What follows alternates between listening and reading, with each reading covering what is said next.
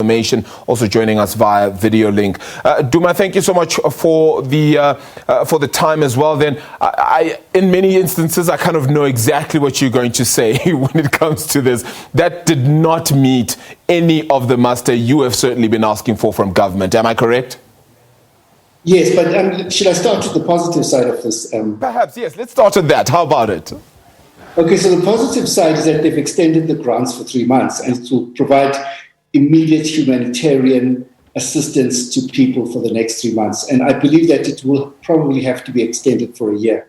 So I've been talking about the problem in the design of the stimulus package is that it doesn't focus on the immediate humanitarian crisis. So this has been a little bit of the... So you will have seen that some civil society people called for it to be increased to the poverty line of 585 rands, and they costed it here. So I just think that that's the one positive thing. The second positive thing is that you remember, Arabile, that in the budget there was 19.6 billion that was provisionally allocated for employment, and they've now decided to spend 14 billion rands to create 800,000 jobs. Now, I've just been speaking to the people who designed the project to find out, are those real jobs? It turns out they are real jobs. So they will create 800,000 jobs between now and March. And to give you an example, about 340,000 of those jobs will be created in schools, where school governing bodies will be given the freedom to make these decisions. Like, let's say you're a school, you need a teacher's assistant, you need a janitor, you need security people, and that will create 340,000 jobs at a cost of 7 billion rands. So for me, that is the two positive things from this speech. Yeah. And difficult enough, we're going to get to the negative stuff then, and I suppose that's the stuff we can get into now. Okay, so the first thing is that the mantra of a global stimulus package is that you have to go big, you have to go early, and then you have to go household. So the design of our original stimulus, it didn't go big, it didn't go early, and it didn't focus on the households. So what I want to say is that, first of all, the president, when he talks about a 500 billion rand stimulus, he should stop talking about a 500 billion stimulus, because by his own figures, only 16 billion rands has been lent by the private sector. Now, I've talked to the banking industry. They first reduced it to 100, then they reduced it to 67, and now they've only lent 16 billion. And of those 16 billion, 75% are white businesses. And if you talk to people in the banking industry, they'll tell you that what they've done is that they've just reallocated their loan portfolio to the premium clients, mostly white people, 75%. And so of the 16, about 4 billion went to black businesses. So for me, since there isn't any additionality in terms of that loan scheme, it is money that is provided to people who would have got it anyway, you know. And so let me get into I don't think we should count 200 billion out of the stimulus. Yeah, let me get into that loan scheme if you don't mind. It's a question I asked a little bit earlier on, but really, should we have even had the loan scheme to begin with? Is that the right way to stimulate an economy, by creating more debt?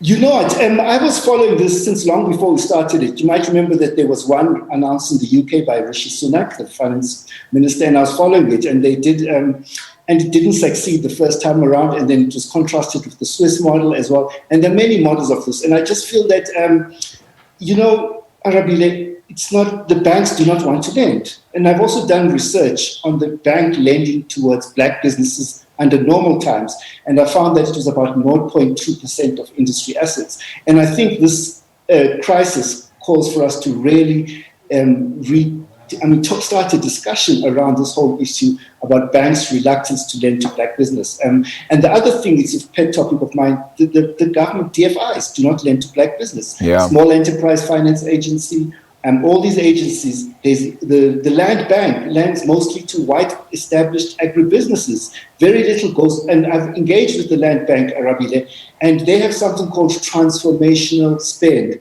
which is a padded up.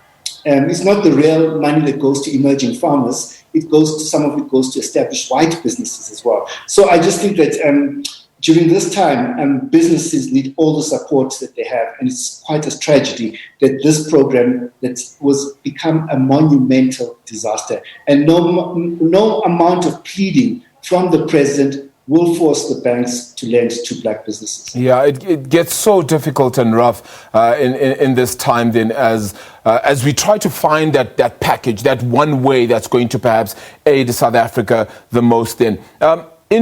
In getting the main 4 points then, I mean, he speaks about energy, infrastructure or industrial growth drive as well, the employment saga as one of the other ones as well. Have we touched on the right elements, at the very least? Even if we get implementation wrong, has the president touched on the right elements to grow South Africa's economy? Okay, Arabile, let's start with localization. So it came out of the NEDLAC agreement on localization. Yeah. Now, you will remember that, or you might not remember, in 2003 at NEDLAC, there was a Growth and Development Summit. There was a big commitment to localization. So for the past 10 years, the Department of Trade, Industry and Competition has been working on different projects. We even set up an organization called Proudly South Africa. What has that come to? This is something that we're working on for 2 decades, and I don't think we should repackage it as part of the response to the crisis, because it's something, quite frankly, that we have not succeeded on for the past 2 decades. Yeah. Now, in terms of infrastructure, which is the big thing in the budget, I have to mention, Arabile, and especially that all the numbers that you mentioned there, they are not new. Yep. It's numbers that we've heard before. Let's start with the 100 billion. The 100 billion was announced in September 2018 as part of a 400 billion rand infrastructure fund. Now, 2 years later, 2 budgets and 2 medium-term budget policy statements later, there hasn't been an allocation toward that infrastructure fund. And last week, the Development Bank, which is housing the fund, appointed someone to head the fund. So if it has taken 2 years to get to the point of appointing a CEO for the fund, how long will it take before we get bricks and mortar on the ground from the fund? I'm not optimistic about this infrastructure plan, because it doesn't answer a very important issue, which is that the biggest cause of the decline in infrastructure investment over the past 5 years has been a public sector investment strike, not a private sector investment strike. If you look at the numbers over the past 5 years, private sector investment has somewhat, it's been stable, and public sector investment has been collapsing. So now just picture a scenario, Rabile, where the private sector increases its investment, but the public sector continues to decrease its investment, and the net impact of that is declining gross domestic capital formation. So that's what we've seen. 8 out of 10 quarters we've seen declining investment, and it's actually a bloodbath in terms of infrastructure. The construction industry and the supply. Yeah, unfortunately, that's all we have time for. I mean, we could have unpacked all the other segments, right, which we actually haven't even gotten into with regards to that. But thank you so much for the time. Really appreciate it. Duma Gqubule there joining us as we get to unpack a little bit more then of this saga when it comes to the president's address there for the reconstruction and economic growth path for the country.